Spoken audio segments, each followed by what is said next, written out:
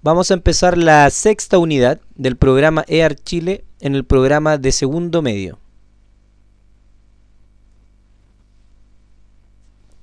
Los temas de trabajo en esta unidad son dos, y ambos tienen que ver con la incorporación de nuevos territorios a lo que era la soberanía nacional, es decir, la incorporación de territorios al dominio, ¿no es cierto?, del país y del gobierno de Chile y del Estado de Chile en esa época. Estamos hablando de la guerra del siglo XIX, la principal, ¿no es cierto?, con Perú y Bolivia, que corresponde a la guerra del Pacífico. Recuerda que en la unidad anterior trabajamos con la guerra contra la Confederación Perú-Boliviana, y en esta ocasión veremos otro de los conflictos importantes de ese periodo, el año 1879 hasta el año 1884, que se conoce como la Guerra del Pacífico. Además de ese tema, trabajaremos otro importante hito en lo que es la incorporación de nuevos territorios, y es todo lo que es la incorporación de la Araucanía, es decir, un territorio que, si bien es cierto, ya pertenecía a los territorios nacionales, se va a incorporar ya definitivamente con una soberanía y con un dominio mucho mayor. Estos son los dos temas entonces: Guerra del Pacífico e incorporación de la Araucanía.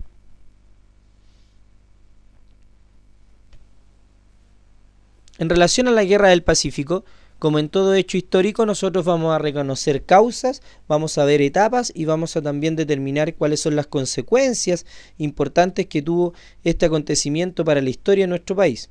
En relación a las causas, será correcto señalar que hay dos grandes situaciones que nosotros debemos entender como grandes antecedentes de este conflicto.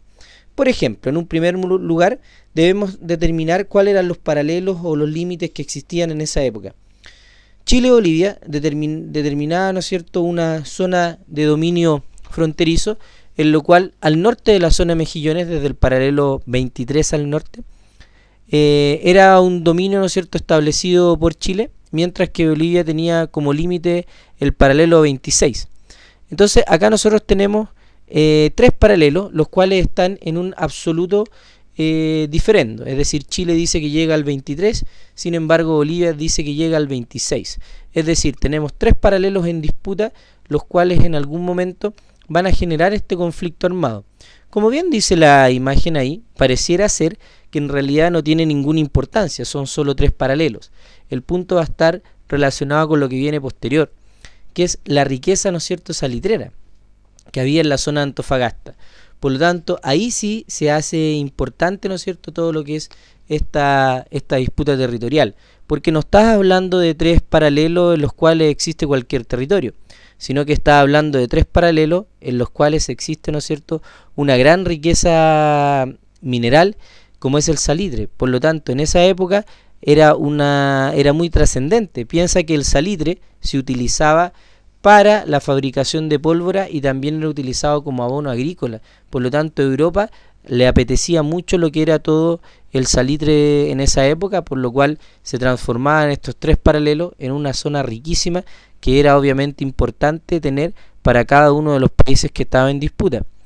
Entonces, en ese momento tienes que entender que existían en ese momento en la zona de Antofagasta, que estaba bajo el dominio de Bolivia, muchas empresas chilenas, y esas empresas chilenas obviamente invertían grandes capitales, grandes sumas de dinero en la fábrica y en todo lo que era la zona de la explotación del salitre. Entonces lo que ocurría aquí era que hacia el año 1866 se va a firmar un tratado de límites, ¿no es cierto?, entre Chile y Bolivia, en el cual se establece que el paralelo que va a ser el límite entre ambos países será el paralelo 24, y que los productos obtenidos por la explotación minera y de guano entre el paralelo 23 y 25 serían repartidos en partes iguales.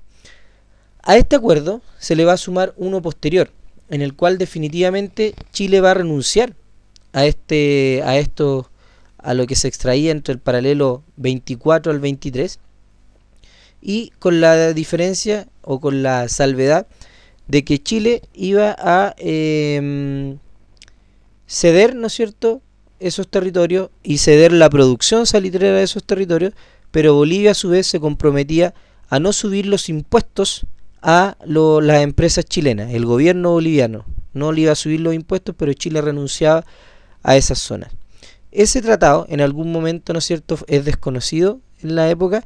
Es un trabajo de investigación que vas a tener que hacer tú, por eso no voy a ahondar con mayor detalle.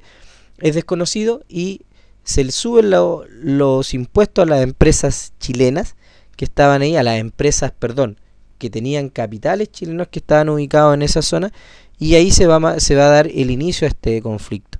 Entonces la guerra del Pacífico también es conocida como la guerra del salitre.